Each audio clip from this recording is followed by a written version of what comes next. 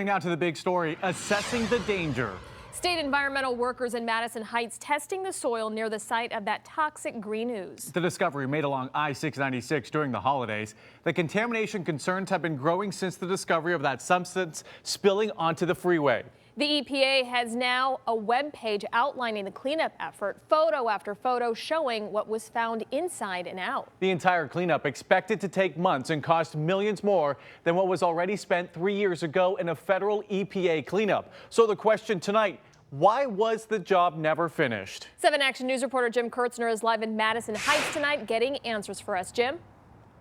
I knew I can tell you the state shut this down in 2016. That same year is when the feds, the EPA, did the cleanup of the site. But walk with me over here. We're being told now the problem is with a big vat that was dug in the basement of this big building. It was pumped out, but it still caused the green ooze to spread.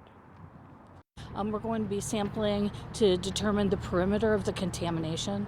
The state shut down the old electroplating services in 2016.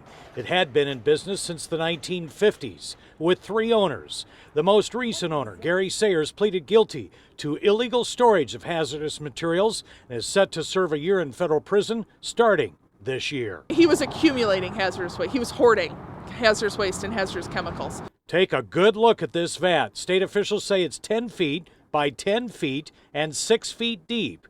That's what was left behind and is causing the problems today.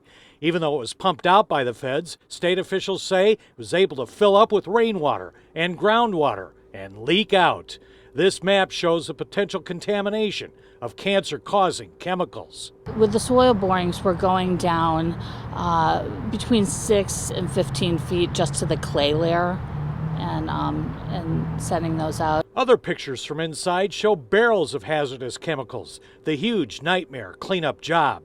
The feds, the EPA, would spend $1.4 million on it almost 4 years ago. The contamination in the ground was going to have to be dealt with on a long-term basis. That was not intended to be part of EPA's cleanup. So it wasn't that EPA didn't finish the job.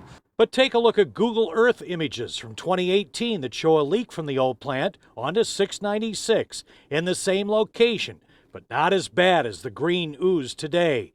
And get this, state officials say this is one of thousands of contaminated sites in Michigan. In other words, they can be ticking time bombs. This is one of thousands of sites of soil and groundwater contamination across the state. And we have the resources to deal with a very small number of those. And we have to prioritize them based on threat to human health and the environment. So they have to leak to get the priority status. When we prioritize them, it's based on what is the pathway to impact humans.